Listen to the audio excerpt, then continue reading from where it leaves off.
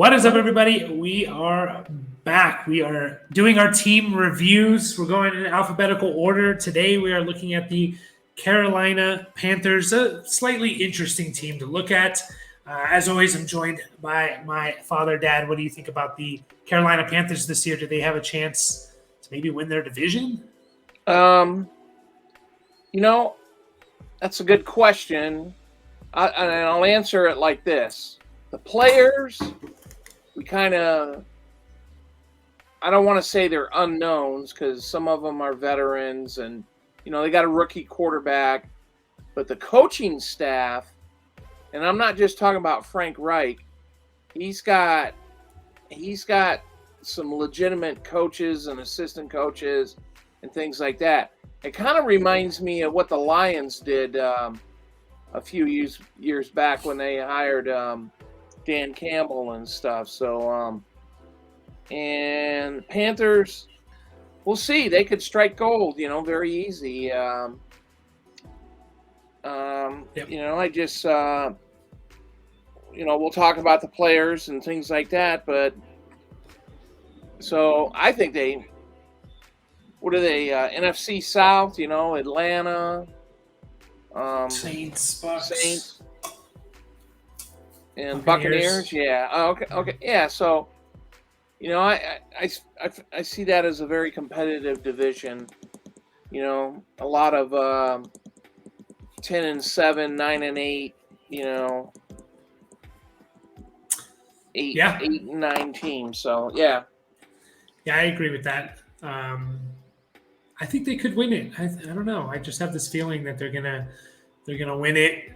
They can play defense, I think, better than people think. They can run the ball. So we'll see. We'll get into it, though, because it's all about the players. And we're looking at it from a fantasy point of view mostly. But, we'll talk real-life football every now and then, too. So you can see here on the screen, you got our depth chart up on the screen for you. And we're starting at the quarterback position. And we have, of course, the rookie, Bryce Young, first overall pick, Bryce Young. A lot of people talk about that he's undersized. And, that's kind of the only negative that a lot of people were talking about when he was into the draft process. We looked at all these draft prospects. Bryce Young was my favorite out of all of them. Some people like C.J. Stroud, Anthony Richardson. I like Bryce Young the most, again, because the only negative really about him that I heard and I saw was that he was small. Everything else about him was great. Yeah, he the main positive, played for Alabama, so he played big-time college football and stuff like that. And he has it, he seems to have it between the ears. Everybody seems to have that, or everybody seems to say that.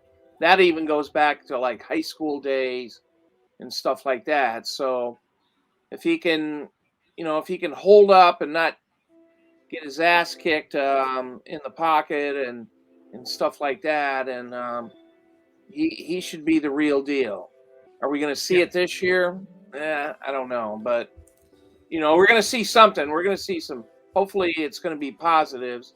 He doesn't get sacked and somebody falls and breaks his arm or something like that. So, yeah, it's going to be interesting to see. I assume they're going to roll with him from the get-go. They should, at least, I think. And it's just everything about him is just good. He's like Mahomes-like. Not that I think he's going to be Mahomes, but that he extends plays with his legs. He's not a runner, but he can extend plays with his legs, and he can do throws that just not many people do because he can extend them with his legs. So I think he's going to have a nice little rushing floor. Again, not a runner, but neither is Patrick Mahomes. Patrick Mahomes isn't. They don't really design runs for him almost ever, like they do with Josh Allen or Hurts or Lamar. But he still gets you, 350, 400 passing yards, rushing yards, because he extends those plays with his legs, and if nothing is there, he can take off. So maybe like Drew Brees in his heyday. He wasn't running at all, but he could move around the pocket. He was a little shorter and stuff like that. but he could find the passing lanes and things like that. So, and we'll see what happens. If I was on of course, in dynasty drafts, most of them are done already. So, I mean, this guy would have gone number 1. So first round, first pick. Yep. No doubt. Either that or number 2, behind Bijan Robinson, but yeah. The number 1 quarterback, I think he should have. I think Anthony Richardson, a lot of people took, but I just think he has a really, really decent floor. Again, for redraft fantasy, I don't know how much he's going to do this year. I'm looking at his, DraftKings over-unders. Vegas is usually pretty good at predicting things and setting lines. A lot of people base their projections off of it. They have Bryce Young, Dad, I'm going to let you go. Over under 3,400 passing yards. And just to give you a little bit of context, if he plays a 17-game season, that's 200 passing yards a game. Yeah, he should go over. Yeah. You think more like a 37 type of... Yeah, I think so. Above 3,500. Mm-hmm. I've done some underdog drafts. That's best ball, and he's way down. Yeah. He's way down the ADP, and so I mean, it doesn't matter. It's the underdog I know is about best ball and money and stuff like that. So yeah, it's all about that. But and then his passing touchdowns, they have him at 22 and a half. Dad, would you say over under 22 and a half? So, yeah, I might go under there. Yeah, 18, 19, 20 maybe. Just Go ahead. Yeah, but I like his backup. Just one last thing. If he does get to 23, that would be 1, 2, 3, 4, 5, 6, 7. That would be tied for the 7th most in a rookie year. It's Andrew Luck, Dak Prescott, Daniel Jones, Peyton Manning, Russell Wilson, Baker Mayfield, and Justin Herbert. Those are the only guys that have thrown. Wow, Daniel Jones is on there? Yeah, he threw 24. Holy shit. Yeah, 24. So, I mean, it sounds like, he can, 23, you'll get it. That's what, not even 1.5 per game or something. Like, you can do that, but it is harder than you think. Again, only 7 quarterbacks have done it. Now, that being said, all of those but Peyton Manning and Andrew Luck have been in the last 5 years. So 5-6 years. So it kind of shows that, players are coming out a little more ready to go in the NFL than they ever have been, especially receivers and things like that. So I don't know. It'll be interesting. I don't really see much value for him in redraft. But I think, in the future years, he's going to be really good. So his backup, Andy Dalton. A lot of people shit on Andy Dalton, and by all the advanced metrics, and I work with PFF and stuff, they had him as a very highly graded quarterback last year. A lot of the advanced stuff had him very highly graded. He's just kind of old, and we don't want to hear about him. So solid backup for Bryce Young. I think it's a really good backup to have for Bryce Young as a rookie. But I mean, no one's going to be drafting Andy Dalton, even in probably Superflex, right, Dan? Yeah, it would be a little bit of a reach, I think, but Andy Dalton played quite a bit with the Saints last year, didn't he? Yeah, and he played well. He is. For all the youngsters that are listening to this, Andy Dalton he took the Cincinnati Bengals to the playoffs about 3 or 4 years, he couldn't win a game. That was the problem. But so the guy can do it. But anyway, we're wasting time. Yeah. No, I mean, we just don't want to see Andy Dalton because we want to see Bryce Young for 17 games. But Andy Dalton is a great backup for Bryce Young and his development. So we'll get into the running backs. Starts off with Miles Sanders. He was the big free agent. I think he signed the biggest contract in free agency for running backs this last offseason. I'm really, really high on Miles Sanders. I think he can do like a Josh Jacobs-esque type of season. I don't think he's going to get as many touches as Josh Jacobs did. But I just think about Miles Sanders. He's always averaged like over 5.5 yards a carry throughout his career. He's always, averaged a lot of yards per carry. He finally got kind of the workload last year where he had, 220 touches or something like that, put up almost 1,400 yards, had 11, 12 touchdowns. And that was with Jalen Hurts. Jalen Hurts, I mentioned this in another video, had the second most goal line carries in the whole NFL. It was Jamal Williams, and then it was Jalen Hurts. So not just out of quarterbacks, out of all players. So Jalen Hurts obviously stole a lot of touchdowns from him. Bryce Young's not going to be doing that. But at the same time, Miles Sanders still got like 12 touchdowns. The Eagles' offense was just so good. So I could see Miles Sanders basically putting up identical stats as last year, but giving you, instead of only 20 catches or 25 catches, giving you 40 catches this year. Dad, do you see something like that where he can get 20 more catches and 180, 200 more yards in the receiving game? I do like Miles Sanders, and I do agree with the assessment. Obviously the Philadelphia offense didn't throw to the backs very much, and he did have a year one or year two. He caught like 25 passes. Miles Sanders. I like what he did rushing.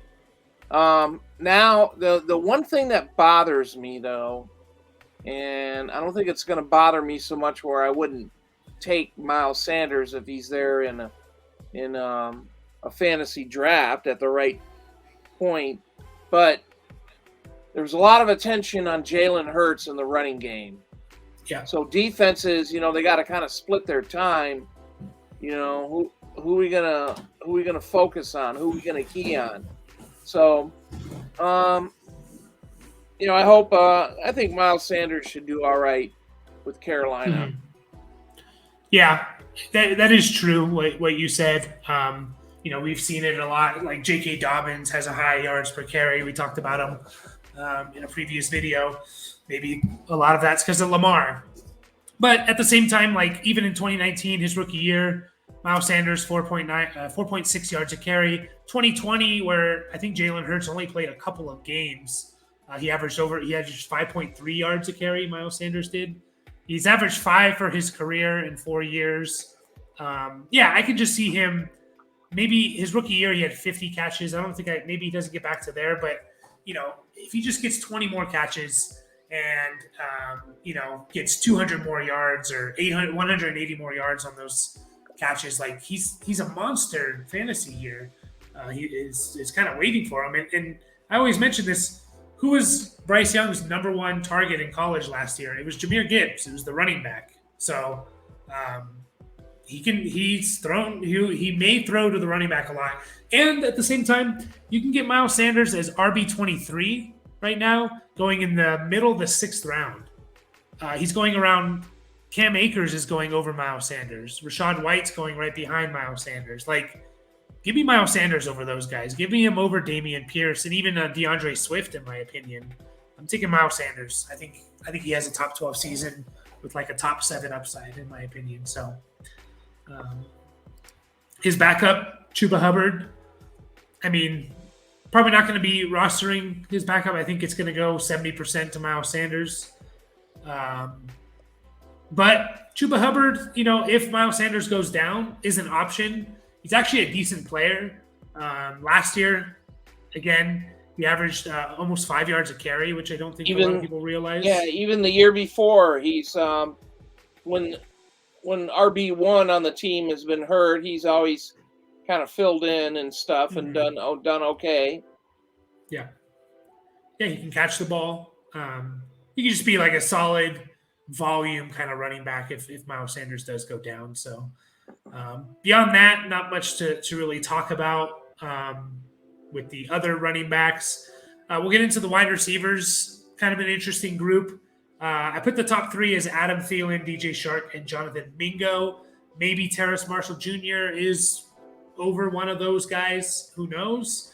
But that's just the three I put it in. I mean, they gave Thielen and Shark. They brought them both in, gave them decent contracts. And I think it's like a solid receiving core for a young quarterback. I mean, Thielen is a veteran player. DJ Shark can stretch the field a little bit. Jonathan Mingo is a second-round pick. Terrace Marshall is a second-round pick. Any of these guys that you're really interested in drafting? Probably all going to be double-digit fantasy round guys, but any guys you're really interested in? Yeah, as like a bench spot. I think it would be Chark or Terrence Marshall. Terrence Marshall, Chark has kind of bounced around. He did okay with the Lions last year. He still, even with the Lions, he still had an ankle problem from the year before with the Jaguars. So if you look at his stats and you go, well, he was hurt. Well, there was a reason for it. So, Chark, they always say he's a deep guy and all this other stuff. And Thielen, I don't know, man. I just watched Thielen a little bit last year, and it just looked like it looks like he tapered off a little bit. So, but Terrence Marshall, I think he's going into his third year. I think he was drafted by Carolina, so he's not a bad size wide receiver, and he's about 6'2", 200 pounds and stuff. So didn't have a great year statistically last year, but he's the guy that I would like.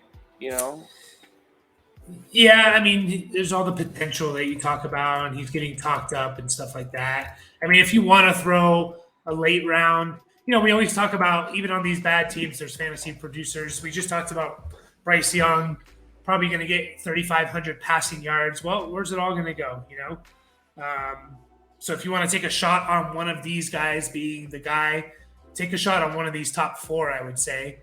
Thielen, Shark, Mingo, or Terrace Marshall. Like, again, you don't really have to spend much on any of them, really. I'd be surprised if, I'd assume Thielen is the number one receiver that's going for the Panthers, and he's going pick 160. So, that's just off the top of my head, that's like round 14 or something like that. DJ Shark's in the same boat. Jonathan Mingo is even further down. Terrace Marshall is even further. So it's not going to cost you much. So, yeah, take a shot on one of these guys because one of them is going to be the main dude. So just can't really tell you who. If I had to put money on it, I'd probably lean Thielen, just being that veteran presence. And, and you do get times where rookie quarterbacks tend to kind of lean on one or two guys a lot.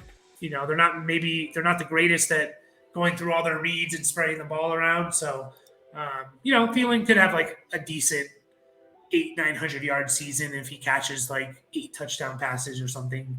Then he's kind of worth something, but no one to be too excited about.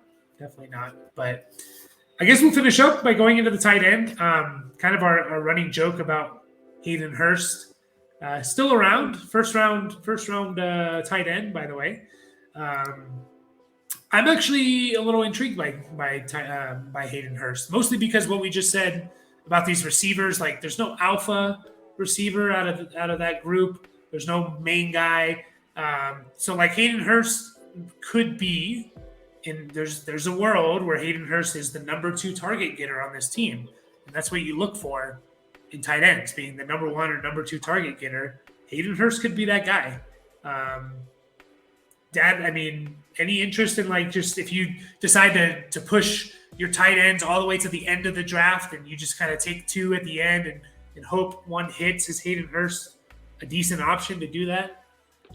Yeah, maybe. He caught 52 passes with Cincinnati last year. And he's had, I think he's been in the league, this will be his 6th year. So he's caught more than 50 passes twice, but if I kind of need a second tight end near the bottom, this guy's reliable, but I wouldn't play. I'd play him on. I'd play when your other tight end, you have to sit him for a week or something like that. Yeah, that's what I would do. So yeah. I mean, you kind of talked about it though, like about him being, he caught 50 passes. He in 13 games, by the way. That's another thing to point out. He missed 4 games last year, and he still caught 52 passes. So if you just, again, extrapolate that to a 17-game season, that's 68 passes. So he's basically 62 passes, and he's giving you close to 600 yards and maybe another touchdown or 2. And that's on a team where Jamar Chase, T. Higgins, and Tyler Boyd, right?